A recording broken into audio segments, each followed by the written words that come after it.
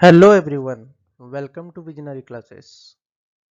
आज हम एक नया लेक्चर सीरीज दोबारा पढ़ने वाले हैं जो कि हमारा लेक्चर नंबर 3 है। Paper analysis for UGC NET JRF environmental science that is happened in the 2020। ठीक है, तो before I would like to start my lecture, I would request you to subscribe our channel and contact us for the latest study material. So आज का जो प्रश्न है वो कुछ इस तरीके से है कि पहला जो प्रश्न वो बोल रहा है यहाँ पे आप देख सकते हैं। It is asking, given below are the two statements, one is labelled as assertion A and other is labelled as reason R। ठीक है, तो कभी भी assertion रीजन का अगर क्वेश्चन आए, ठीक है, तो आप स्टेटमेंट को बड़े अच्छे से पढ़ो। हमेशा बड़े अच्छे से स्टेटमेंट को पढ़ो क्योंकि स्टेटमेंट में ही उसका आंसर छिपा होता है। अगर आप थोड़ा सा लॉजिक लगाओगे और थोड़ा सा आंसर को सोचोगे तो आप इस क्वेश्चन को जरूर बना लोगे। इसलिए आपको स्टेटमेंट्स को अच्छे से पढ़ने की ज़रूरत है। तो आइए चलते हैं, पढ़ते हैं पहले स्टेटमेंट को। तो पहला स्टेटमेंट जो बोल रहा है that is assertion A। It is telling that regression analysis is suitable for two variables having a linear causal relationship between them। ठीक है, अब ये रिग्रेशन एनालिसिस जो होता है ये होता क्या है?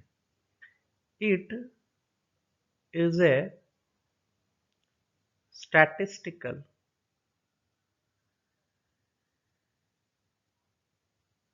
मेथड, ठीक है, to find relationship between two variables. ठीक है, ये इसका मीनिंग होता है। अब ये दो वेरिएबल के बीच में कैजुअल रिलेशन फाइंड करता है, जैसे कि हमने बोला है। तो पहला स्टेटमेंट जो है having a linear casual relationship between them, तो ये जो है ये एब्सोल्युटली ट्रू है, इसमें कहीं गलती है ही नहीं। तो ये एब्सोल्युटली ट्रू है।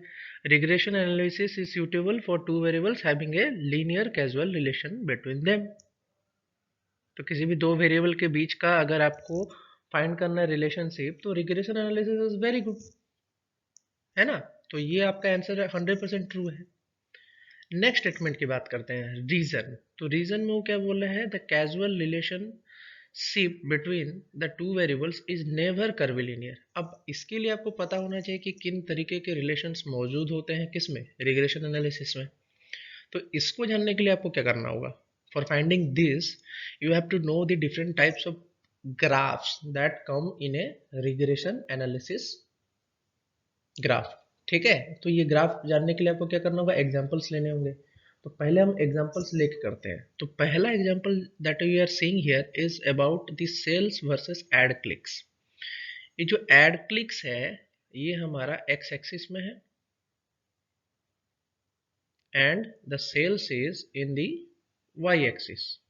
ठीक है, आप ये देख सकते हो कि ये जब प्लॉट्स हमने किया तो ये एक लीनियर स्ट्रेट लाइन के ट्रेंड में आगे बढ़ रहा है।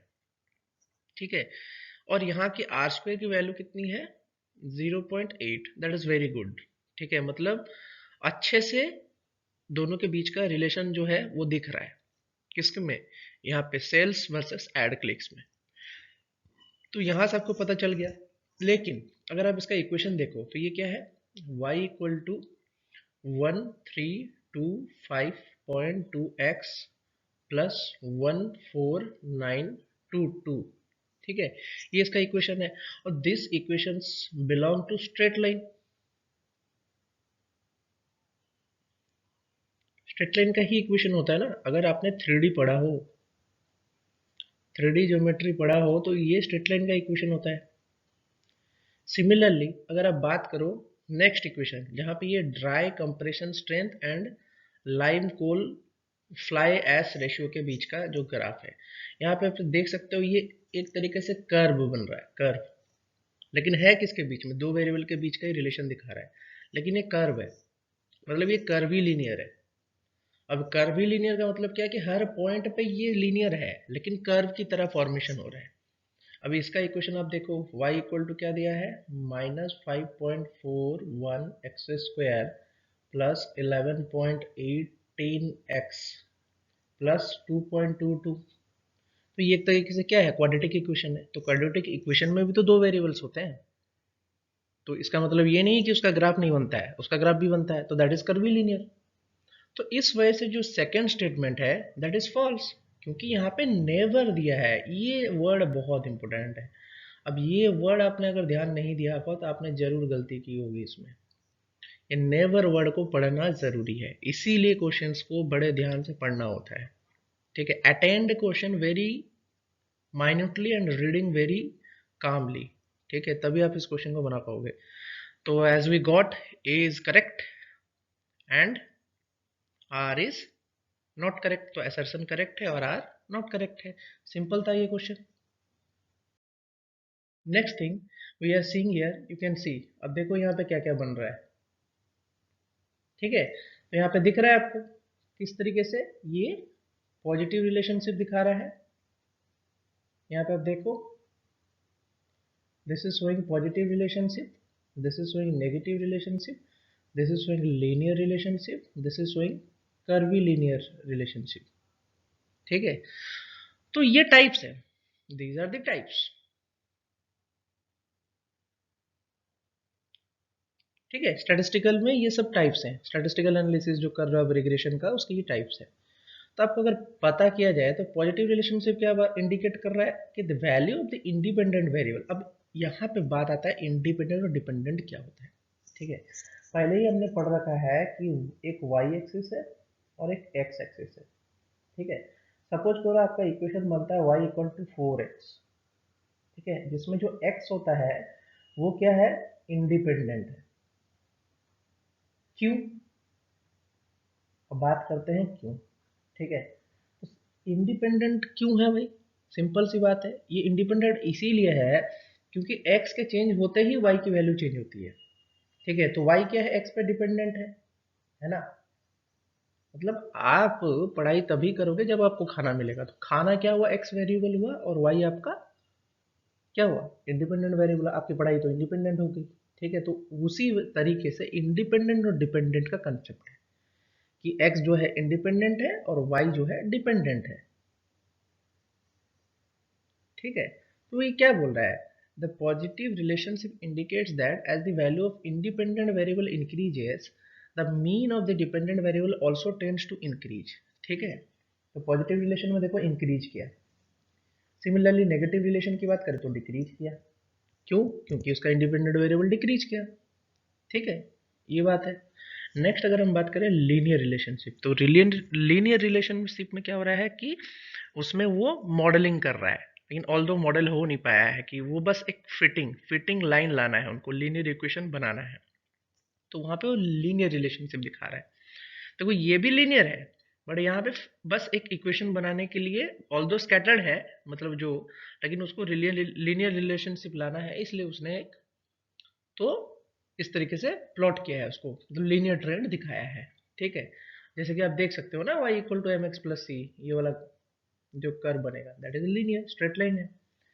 उसी तरीके से अगर कर्वी लीनियर की बात करें, just as the linear regression assumes that the relationship you are fitting a straight line to this is linear, curvilinear regression में क्या होता है कि वो कर्व हो जाता है। ठीक है, कर्व मतलब अभी देखो ये रहा कर्व। ठीक है, तो इस तरीके से बनेगा। तो आई होप कि ये आपको समझ में आया होगा। ये चार टाइप है, आपको इनको बड़े अच्छे से याद करना है। ठीक है, और इसको याद तो करो देखो, इस इन सब चीज़ों को माइंड में प्रिंट भी करो। ठीक है, लिख तो लो। ठीक है, नोट्स तो बनाने ज़रूरी है, समझना भी ज़रूरी है, लेकिन साथ ही साथ दिमाग में भी इस चीज़ को प्रिंट कर लो कि क्वेश्चन क्या आया है और क्या पूछ रहा है। ठीक है, open your mind before attending the question, just read the question then think twice, open your mind then answer the question. ठीक है, स्पीड में आंसर कभी मत करो। ठीक है, 70 क्वेश्चन ही अटेंड करो, लेकिन अच्छे से करो। ठीक है, बाकी तो आप जानते ही हो नेगेटिव मार्किंग नहीं है, आप जरूर उसको लगाओगे। टाइम बचा के चलो, 70 क्वेश्चन बड़े अच्छे से अटेम्प्ट करो, you will definitely clear the JRF. Next thing they're asking here, given below are two statements. One is labeled as assertion A and other is labeled as reason R. ठीक है, तो ये तो repeated है, अभी assertion reason के ही questions कर रहे हैं, तो ये सिंपल सा है. तो assertion A जो बोल रहा है वो बोल रहा है कि hydrofluorocarbon HFCs and hydrochlorofluorocarbon HCFCs, ठीक है, are substitute compounds to the chlorofluorocarbon that is CFCs. ठीक है, अब ये क्वेश्चन आया कहां से है? ये आया है ओजोन डिप्लीशन.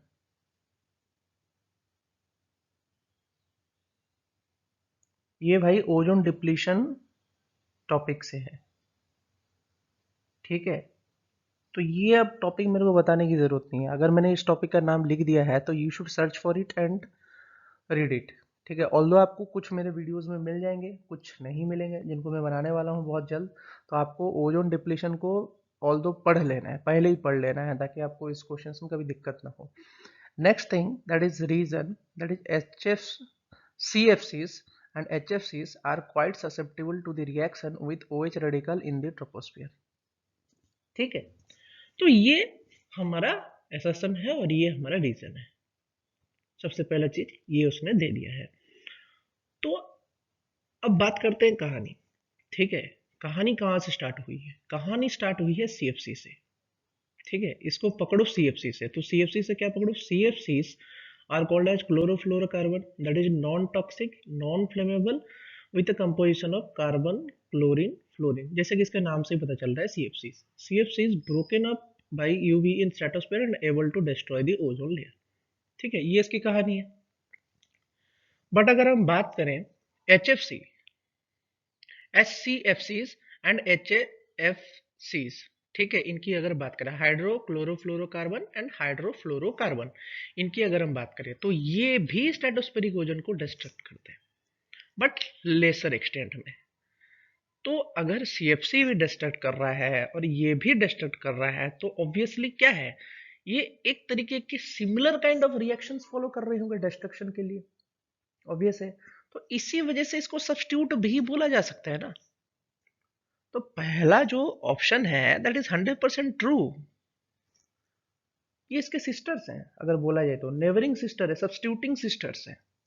ठीक है, CFC इसके सब्स्टिट्यूटिंग सिस्टर्स हैं ये, तो आपको पता होना चाहिए, ये 100% ट्रू है.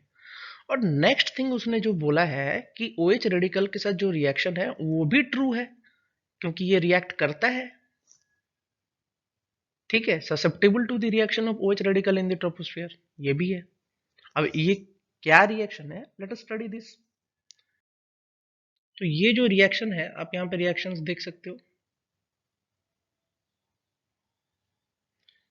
क्लोरीन है, कार्बन है, फ्लोरीन है. ठीक है, आपको मिल रहा है ये चीज. यहाँ पे देखो रिएक्शन क्या क्या, क्लोरीन रेडिकल निकाल दिया. क्लोरीन रेडिकल क्या कर रहा है? ओजोन के साथ रिएक्ट कर रहा है, ये O3 एटम है. ठीक है, फिर क्या बनाया उसने? क्लोरीन O के साथ रिएक्ट कर लिया, O2 निकाल दिया. ठीक है, फिर ये जो है ये जाके रिएक्ट किया, दो ऐसे निकल गए, दोनों ने रिएक्ट किया और फिर ये कंपाउंड बनाया. ठीक है, स्टेप 3 में फिर क्या हुआ कि अब क्या हुआ, फिर ये टूटे, ये क्लोरेट आयन बना, फिर क्लोरेट आयन टूट के फिर क्लोरीन को अलग निकाल दिया. अब ये फिर टूटेगा, फिर टूट के ये ओजोन बनाएगा, फिर ये क्लोरीन बनाएगा. ठीक है, तो ये एक चेन रिएक्शन है.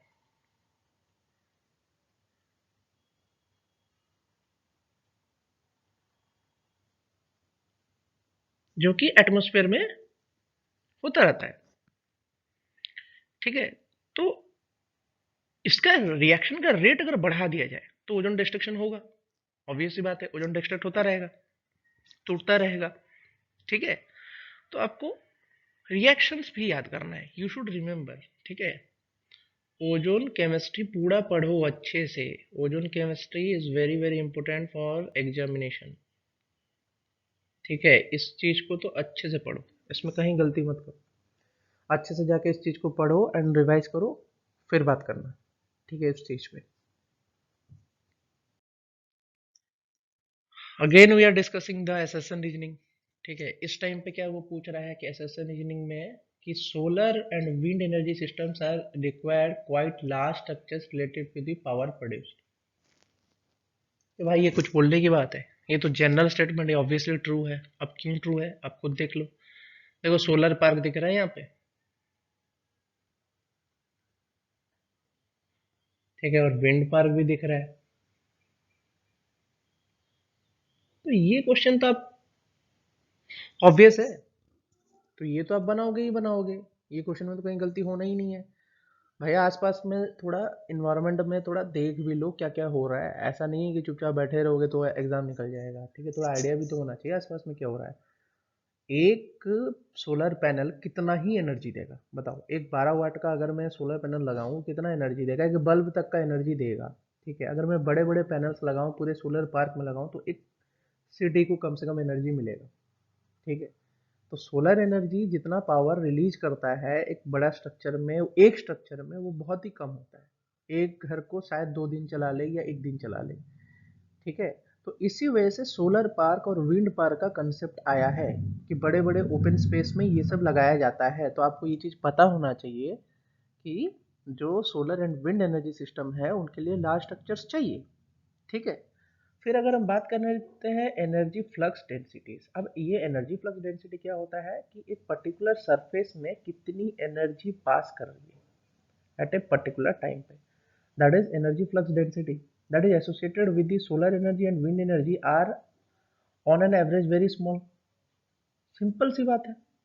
अब भाई जब एनर्जी जा रहा है, ये सरफेस है आपका, तो इसमें जब एनर्जी इनपुट हो रहा होगा बहुत कम हो रहा होगा।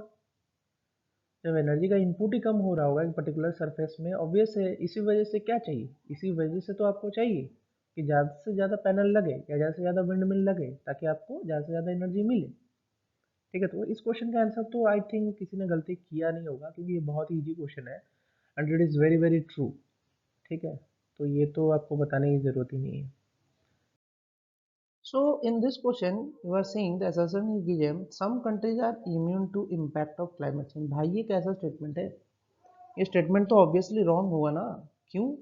अब देखो पूरे के पूरे अर्थ को हम क्लाइमेट चेंज में अगर बताएं तो 40 साल जो होता है 40 ईयर्स ऑफ टाइम, तो इन 40 साल में क्लाइमेट चेंज को डिफाइन किया जाता है, ठीक है। 40 साल का होता है ड्यूरेशन जिसमें क्लाइमेट चेंज को डिफाइन किया जाता है, क्योंकि एक लंबा अंतराल है तो पूरे के पूरे अर्थ पे हो रहा है क्लाइमेट चेंज। और अर्थ के जो 4 स्पीयर्स हैं, जैसे कि हमारा एटमोस्फियर हुआ, हाइड्रोस्फीयर हुआ, लिथोस्फीयर हुआ एंड हमारा बायोस्फीयर हुआ, ठीक है। ये जो 4 हैं तो ये तो ऐसा नहीं है कि ये अलग है एक दूसरे से, ठीक है। और पूरे अर्थ में यही चारों मौजूद हैं, तो इन चारों के मौजूद होने की वजह से तो ऑब्वियस है कि ये एक दोनों एक दूसरे से इंटरेक्ट करेंगे ही करेंगे। तो climate change will definitely impact all this spheres. तो ये तो पूरा का पूरा अर्थ ही है, तो पूरा का पूरा अर्थ होने की वजह से कोई ऐसा कंट्रीज नहीं होगा जहाँ पे क्लाइमेट चेंज का इम्पैक्ट नहीं होगा, हर जगह पे क्लाइमेट चेंज का इम्पैक्ट है। लेकिन यहाँ पे दिया इसने sum, this makes it a wrong statement, तो सम नहीं है ऑल होगा, यहाँ पे ये ऑल होगा, सारे के सारे कंट्रीज ही अफेक्टेड हैं, ठीक है। तो क्योंकि ये एक ही स्टेटमेंट है जहाँ पे एज फॉल्स दिया है तो यहीं से आप आंसर बना लेते हैं। लेकिन हम रीजन को भी ऑल्सो डिफाइन करेंगे, तो रीजन में वो क्या बोल रहा है कि the net contribution of some countries is less than 1% towards the global CO2 emission as a whole, ठीक है। यहाँ पे उसने ये चीज बोला, तो ये भी एब्सोल्युटली ट्रू है, क्योंकि सारे के सारे देश तो इतना ज्यादा कार्बन CO2 एमिशन नहीं करते हैं। कुछ देश हैं जो कि बहुत कम CO2 एमिशंस करते हैं, ठीक है। अब उसका एग्जांपल भी हम आने वाले टाइम पे देंगे, ठीक है। तो ये जो है बात, ये आपको गांठ बांध लेनी है कि कुछ कंट्रीज आप बहुत ज्यादा CO2 एमिशंस पैदा करते हैं और कुछ कंट्रीज बहुत कम CO2 पैदा करते हैं। तो इसके लिए आपको दो चीजें पढ़ना है, दैट इज कार्बन ट्रेडिंग, ठीक है।